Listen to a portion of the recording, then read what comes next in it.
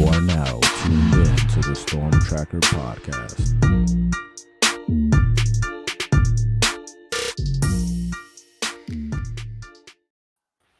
Welcome back, family, to the Storm Tracker podcast. I'm Marcus Benjamin, representing for CanesCounty.com, part of the Rivals.com network. Make sure you subscribe to CanesCounty.com for free. Use the promo code Miami30. Today, I've got Sam Spiegelman joining me today, Rivals.com National Recruiting Analyst, to talk a little Miami recruiting. Thanks for joining me today, Sam. Yeah, thanks for having me, Marcus. No problem. Big week for Miami. A lot of players have Miami in their top schools list. So myself and all Hurricanes Nation are pretty much on pins and needles to really kind of see who is going to commit to the Miami Hurricanes this week. Miami's done a really great job within the past couple of weeks, gaining commitments from several different players, including Drake Stubbs and Chris Ewald, Max Buchanan, just to name a few. But Miami's in contention for some big name guys, including DJ Pickett, 5-star. Today, he is making his announcement. Jarquez Carter tomorrow making his announcement. And we have Jaboree Antione on July 20th, as well as Cortez Smith. So many guys. Miami is in contention here. And Miami currently with the 8th ranked class. But if you had to put some money on it, Sam, which one of these guys would you say would commit to Miami this week? You know, I think if we were recording this this time last week, Marcus, DJ Pickett would definitely be at the forefront there. Obviously he's deciding today, and even though it's a 3-hat on the table sort of deal, this has been a 2-team race between Oregon and Miami. Right now, I feel like Oregon is in position to get his commitment. Obviously, there's still a couple hours left in this. So if I was to guess Miami gets any of these guys, right now I'm leaning toward Jaboree Antione, same position as DJ Pickett, and kind of, assuming that if and when he falls to Oregon, Miami's only going to go even more all in on Jaboree Antione, a top 100 DB from Louisiana. Jaboree's been to Louisiana. He's from Louisiana. He's been to Miami a handful of times since January, including an OV in June. As he gets ready to announce his decision this weekend, I like where Miami is currently positioned, though we'll touch on it a little bit. This race is also not over with the home team LSU trying to get Jaboree Antione back on board before Saturday. Yeah, I think my bet would go with the same player, Jaboree Antione, at this point.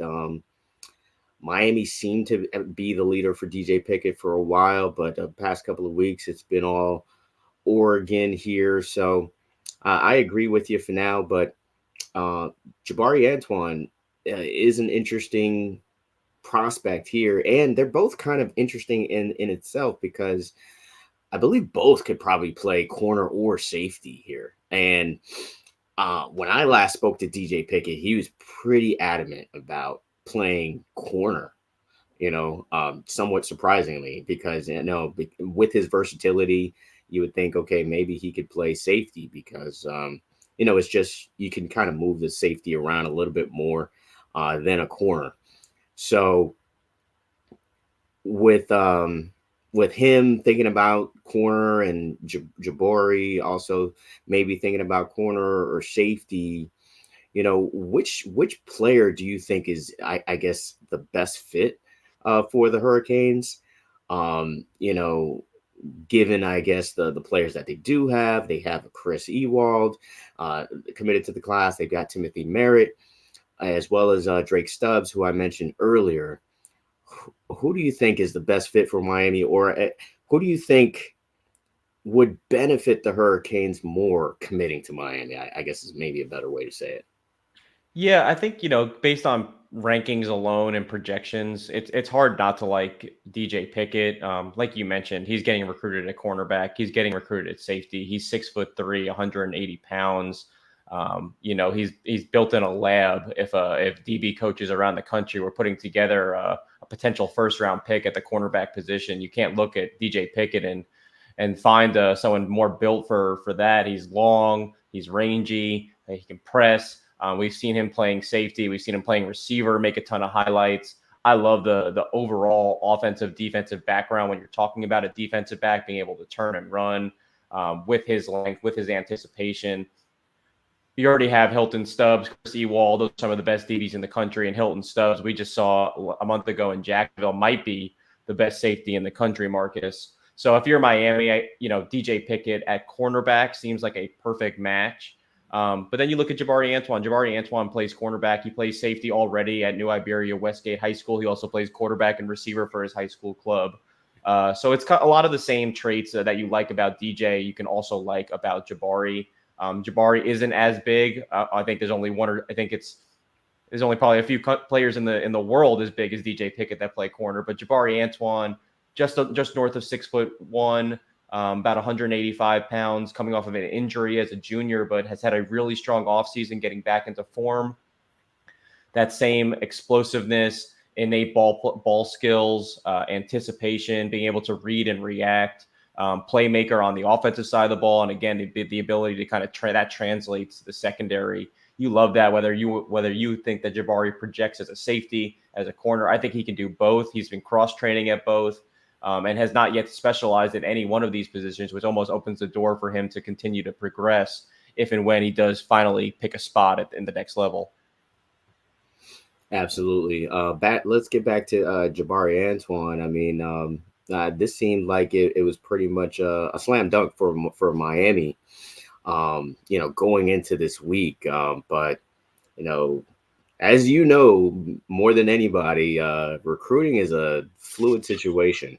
It can change by, the hour. It will be interesting to see what happens within the next few hours, what we'll both learn about DJ Pickett. But what have you learned lately about Jaboree Antione's recruitment and Miami's chances? Yeah, if y'all been following along on Rivals.com, Marcus and we've been talking privately about this. It feels like Miami has been the team trending with Jaboree for a couple of weeks now since his official visits. He took OVs to Miami and Florida State in June. That was his first visit to Tallahassee. Coach Pat Surtain, a Louisiana guy, is trying hard to get Florida State in this race. But as I mentioned earlier, he's been to Miami quite a few times. Including that OV, which is a real eye-opener for him. I think Chivas Jackson is doing a really good job with Jaboree. I think that youthful connection is really vibrant in this recruitment. And then LSU, he has gotten him on campus. He's obviously been committed to LSU. He was committed back in January over Texas at the time, reopened his recruitment after his official visits to get I was told to just get a clearer picture of what he wanted to do and kind of not be committed when he tried to finalize his plans. But in the past week or so, as I mentioned, Miami might have been trending. LSU is still very much alive in this race, according to people very close to this recruitment.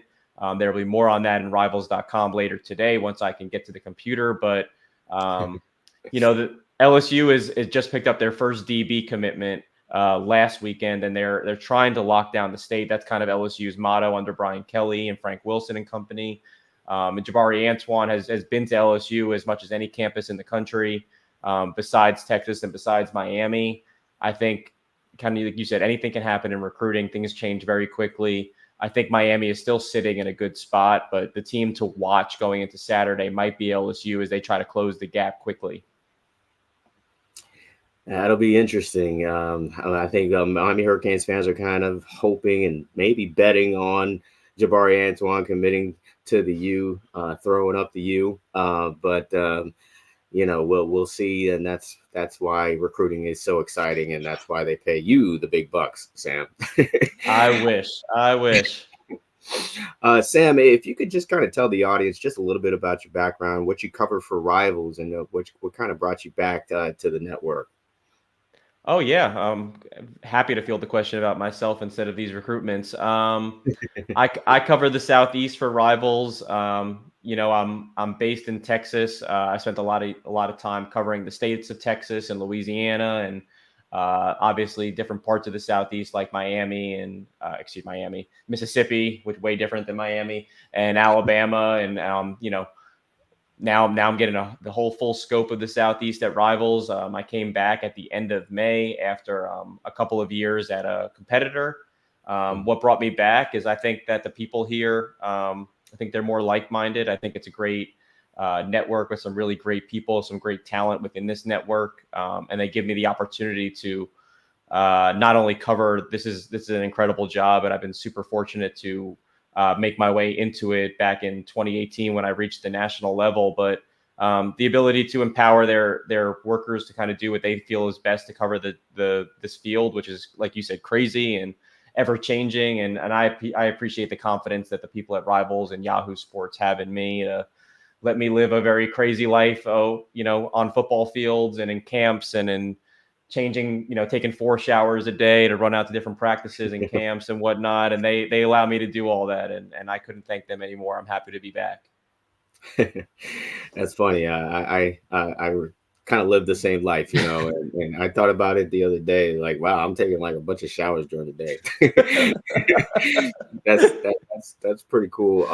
Glad to have you part of the team. You're doing an absolutely fantastic job, and really appreciate the info that you provide, and looking forward to more of the great articles and insight and intel you provide for Rivals and for CanesCounty.com.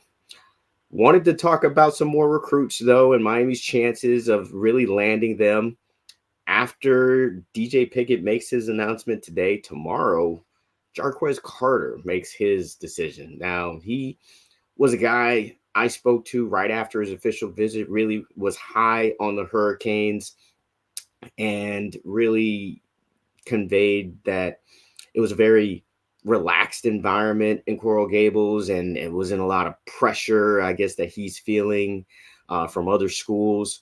Miami seemed to be in a good place, but seems like the Buckeyes have kind of taken over here. What say you on his recruitment and just what you know or what you think will happen with Miami and Jarquez Carter?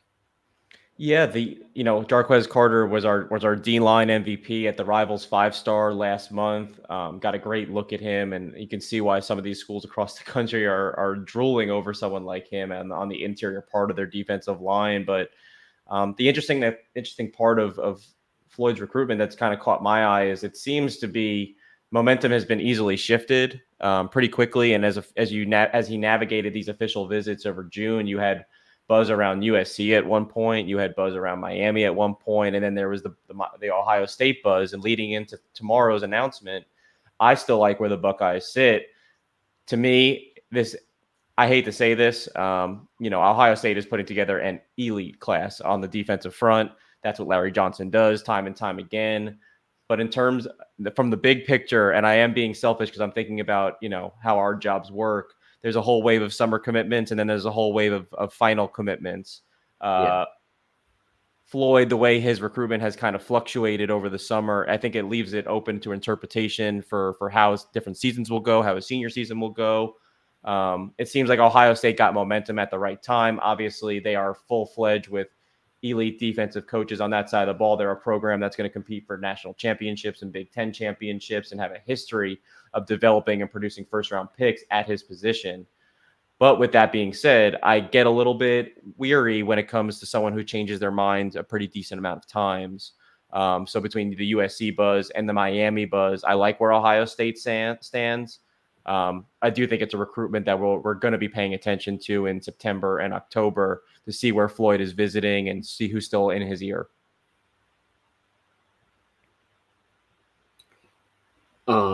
You were saying Floyd, but you meant Jarquez Carter, though, right? Oh my gosh, my head is already spinning. Yes, I am. I think that yes. Oh wow.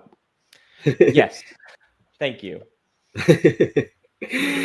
Yeah. I was thinking about my next on my list of recruits that we were speaking about. Yeah, we're watching highlights of Jarquez Carter now, but I believe you were also thinking about Floyd Boucard because this is a guy who also is very interested in Miami. It feels like it's a three team race with Oklahoma, USC, and Miami for Floyd Boucard. Since you mentioned him, of course, I was going to ask about him as well. What is your thoughts on him, and do you think he eventually throws up the U on Saturday? Yeah, well, this was the recruitment that I meant to be addressing when I'm talking about Jarquez Carter. Jarquez, I do feel good about Ohio State with Jarquez. With Floyd, that recruitment that I can't seem to get a pulse on. Floyd, like I said, there's been buzz around USC, there's been buzz around Miami, and then there's been buzz around Oklahoma. It seems like each official visit has kind of moved the needle in a big way with Floyd, who had a really big spring and saw his recruitment just take off after his junior season. I think it started to kind of rush, and he saw all these Power Four offers kind of rolling in. So these official visits were critical for him to try to find some separation amongst those top teams. In early June, there was a lot of buzz that he might be committing to the Trojans. We know that Miami isn't going to try to let him go anywhere. And we know that Oklahoma has had a strong track record under Brent Venables and Miguel Chavis and Todd Bates at landing beef on the defensive line, especially as they go into the SEC and want to improve that portion of their roster. So heading into his decision, I think this is the recruitment I really meant to speak on. This could go in a lot of different directions at the end of this week.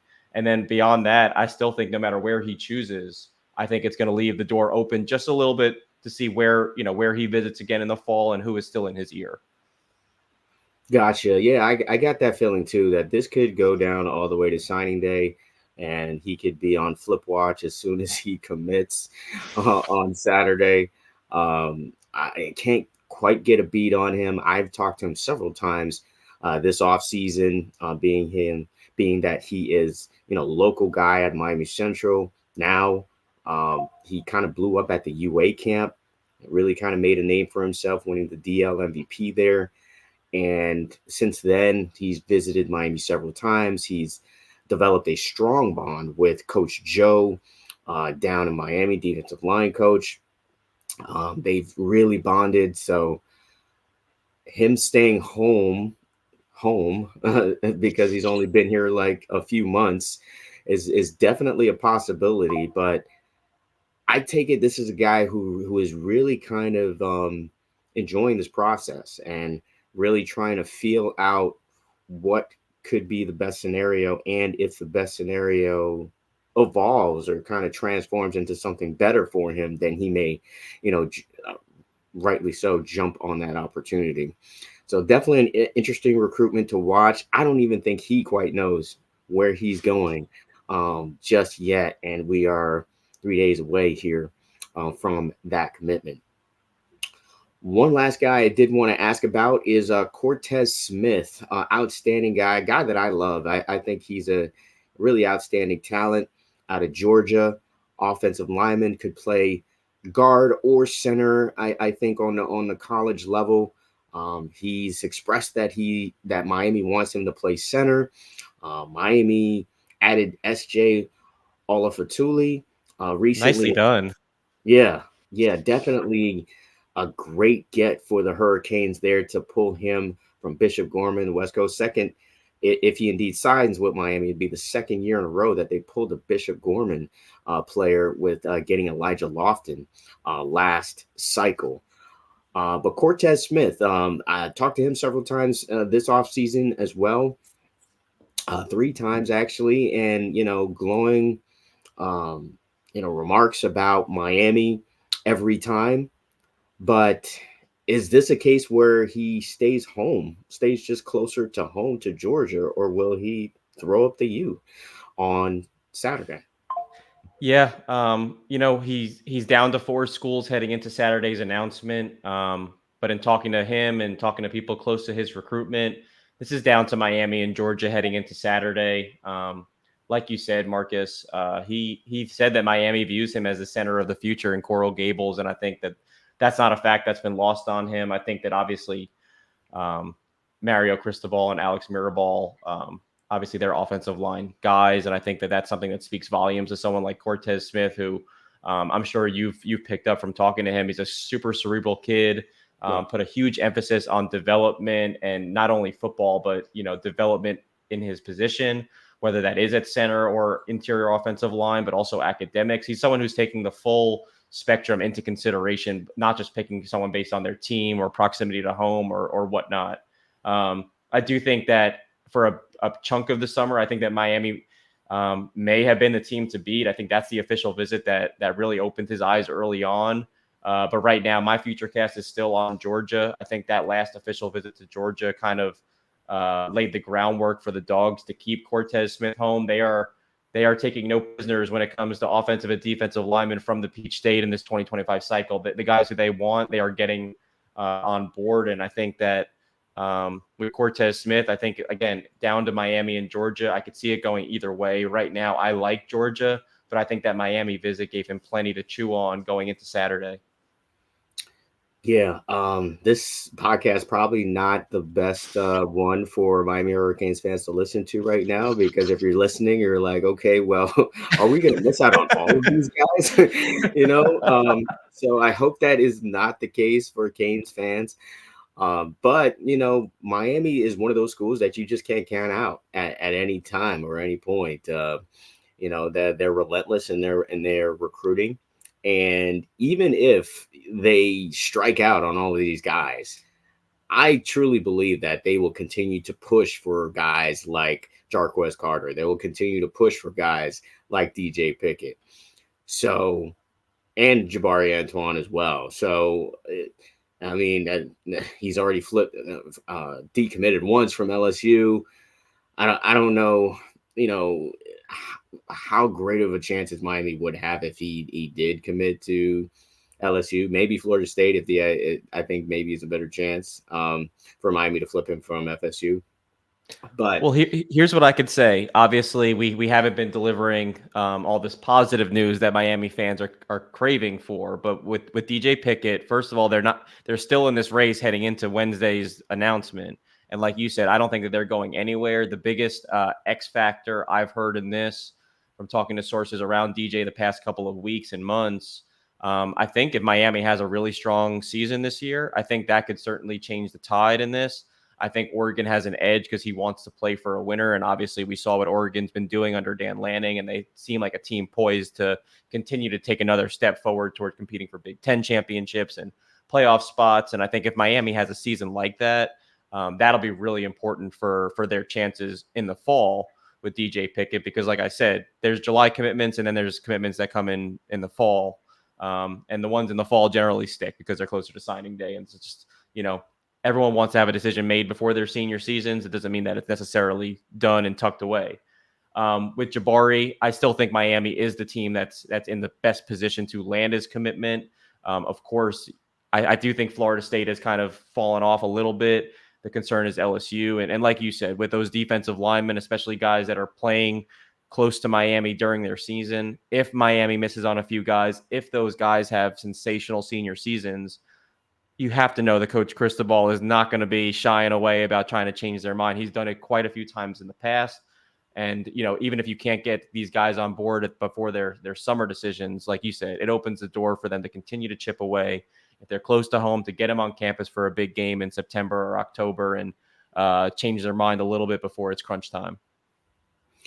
Absolutely. Miami is banking on a big season just because with all of the transfers they brought in, Cam Ward obviously being the biggest one of all, and just they're scheduled to be very favorable this season. Miami feels really good about having a good season, a decent season, maybe a 10-win season. I've believed that it's definitely possible for the Hurricanes if they indeed achieve that feat, Sam. Do you think that they kind of jump into possibly a top 5 signing class by when it's all said and done in December? Well, it's really not all said and done until like February, but it feels like it's all said and done in December. But what do you think of their chances of making a top 5 class if their season is indeed successful? Yeah, well, I think that's one of the important dominoes that needs to fall. If they have that great season, then I think that we're talking about them with either DJ Pickett on board or in a very good spot to flip him. You're talking about guys like Elijah Griffin, who we know they are right in the middle of with Georgia, with Florida State, with South Carolina for the number 1 defensive tackle on their board. I think those are the sort of prizes that are still out there. Right now, the way that Alabama and Georgia, Ohio State, and now Oregon, which seems poised to potentially add DJ Pickett or Jonah Williams and or Trey McNutt at some point before the end of this month. I think those are 4 teams that are, whatever order they fall in, are ingrained to be in the top 5. It's almost an embarrassment that I'm a national analyst and I am so bad at trying to project these rankings for the teams. At the end of the day, I don't understand. It's very difficult. I'm not good at math. That's why I got into this field to begin with. But based on the guys that they get, they have already brought in on board. Those guys seem destined to be in the top 5 no matter what. So I think that the chances of them being a top 5 class might be a little bit slimmer. If they pull off a flip or win out a really tough battle for Elijah Griffin, I think they'll bring them very close. But I say this every single time I'm asked this question. I don't care where your class is ranked. If it's in the top 10 or the top 15, I think it's moot because it's about your own evaluations. These are Miami's evaluations versus the rivals' evaluations. Right. That's not to take anything away from the hard work that our analysts do, but Miami and Coach Cristobal and the guys that he put together on offense and defense coordinators, assistant coaches, they are great evaluators of talent. If they land all the guys that they want, or at least a good portion of it, they're going to be pleased with a top 10 class of guys that they felt really good about. And I think that Coach Cristobal has a vision for this program. I think we're seeing it in the way that they recruit the offensive and defensive side of the balls, and see some of the Hilton Stubbs and the Chris Ewalds that have fallen into their class in the past couple of weeks. They're right on point with putting together a class that they're going to be very proud of. And if you get a couple of flips and a couple of big dominoes along the way, you might not have a top 5 class, but a 6th or 7th with those kind of dudes in it, it's easy to sleep at night. Yeah, I'll say. Absolutely. Great stuff from you, as always, Sam. Thank you for joining me on this edition of the Storm Tracker podcast. We'll see how this week plays out. Should be an exciting one for you, for all who are interested. And look forward to seeing you again. Absolutely, Marcus. Thanks for having me. Absolutely. Once again, this is going to wrap it up for the Storm Tracker podcast. Make sure you subscribe to the website, canescounty.com, for free. Use the promo code Miami30. Also, subscribe to this podcast on all platforms. And also subscribe to this YouTube channel, live from Canes County. Until the next episode.